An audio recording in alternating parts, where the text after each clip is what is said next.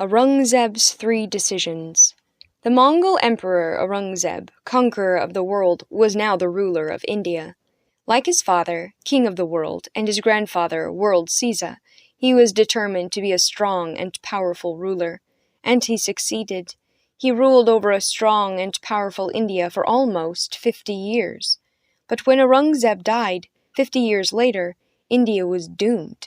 3 of Aurangzeb's own decisions helped to pave the way for foreign invaders who would take away India's independence. Aurangzeb's first decision had to do with religion. Aurangzeb, like all the Mongol emperors, was a Muslim, a follower of the teachings of Muhammad. But most of the people of India were Hindu. For many years, the Mongol emperors allowed their Hindu subjects to worship in their own way. The Emperor Akbar, one of the greatest Mongol rulers of all, and Aurangzeb's great-grandfather, had even appointed a Hindu advisor to be his minister of state. But Aurangzeb was different. He wanted India to become a Muslim country, and he believed that his duty, as emperor, was to spread the Muslim faith. After long hours of reading the Quran and discussing its teachings with the Muslim theologians who came to his court, Aurangzeb decided that the law of the Muslim faith, called Sharia, should also be the law for all of India, and he also decided that only Muslims should have power in India. So he refused to give Hindus positions at court, and only promoted Muslims. He forced all Indian Hindus to pay extra taxes. When new Hindu temples were built, Aurangzeb had them destroyed. Because the Quran forbids Muslims to drink wine, the emperor made wine illegal throughout all of India. And because he believed that the Quran banned all kinds of art and parties, he put an end to all music at his court and made festivals illegal. Muslim Indians welcomed Aurangzeb's laws, but Hindu Indians hated the emperor. Aurangzeb's decrees meant that Muslims and Hindus in India began to quarrel with each other, and when Aurangzeb made his second decision, the hostility between Hindus and Muslims in India grew even stronger. Aurangzeb's second decision was to spend years and years trying to conquer the southern parts of India. During the reigns of his father and grandfather, the Indian army had conquered the northern parts of India, all the way up to the high mountains dividing India from Asia. And because India is a peninsula, Aurangzeb couldn't expand his empire to the east or the west. But he was still determined to make India larger, so he turned his army south. The southern lands of India, called the Deccan, were covered with jagged hills, rough country, and thick brush.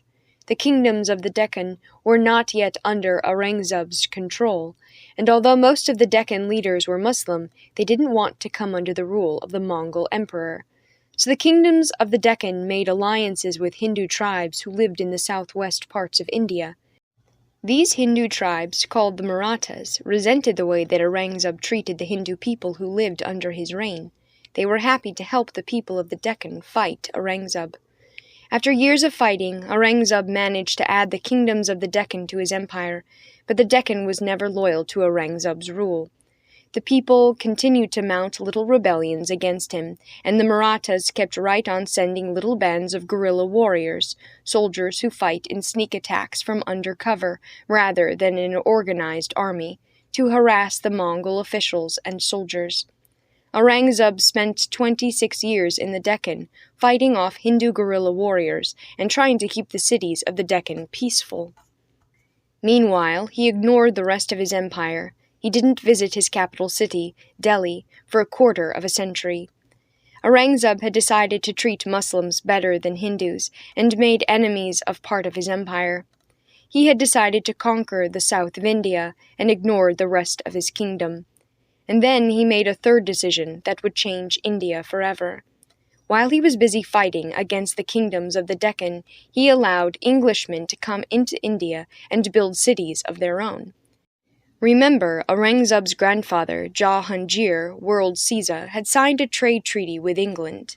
This treaty allowed English merchants to build trading posts, ports where English ships could land and load up with Indian goods, all through India. Now the English wanted to build a new trading post on the eastern shore of India, in an area called Bengal. They asked Aurangzeb for permissions to build not only a place for ships to dock, but also a city and a factory at this new port. Aurangzeb agreed.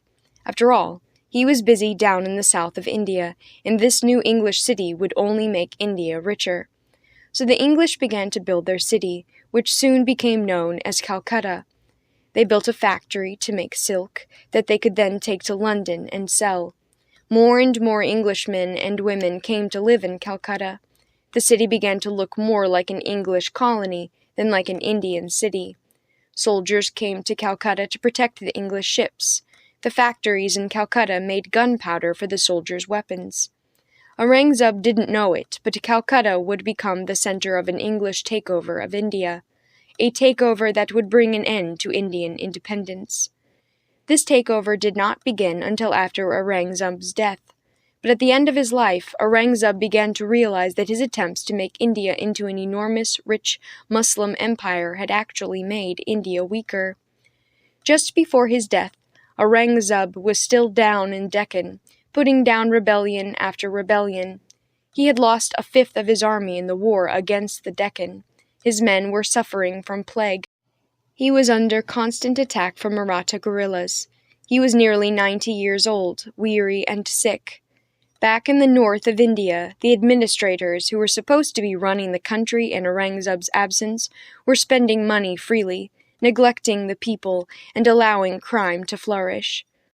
Old, tired, and dying, Aurangzeb wrote to one of his sons, "I do not know who I am. I do not know what I have been doing. I have sinned, and yet I do not know what punishment awaits me." Aurangzeb's attempt to make India great had failed. He died knowing that India's end was coming.